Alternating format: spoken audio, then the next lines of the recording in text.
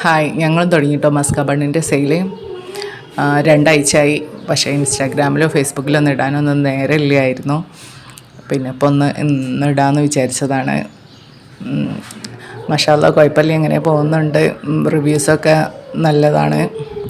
ഇപ്പോൾ ഒരു വ്ളോഗർ വന്ന് നമ്മൾ വ്ളോഗൊക്കെ ചെയ്തതിനും കൈൻഡ് ബൈറ്റ്സ് ബൈ താരിഷ എന്ന് പറഞ്ഞ ആ വ്ളോഗറാണ് നമ്മൾ വ്ളോഗ് ചെയ്തത്.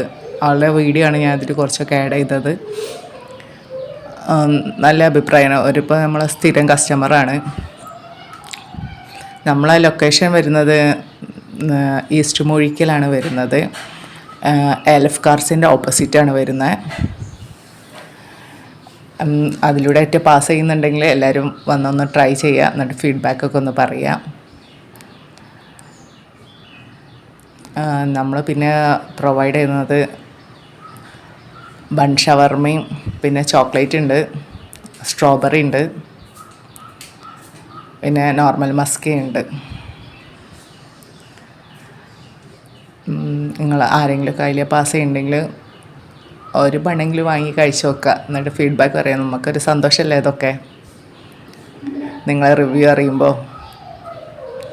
ഓക്കെ, എന്നാൽ ബൈ, കാണാം.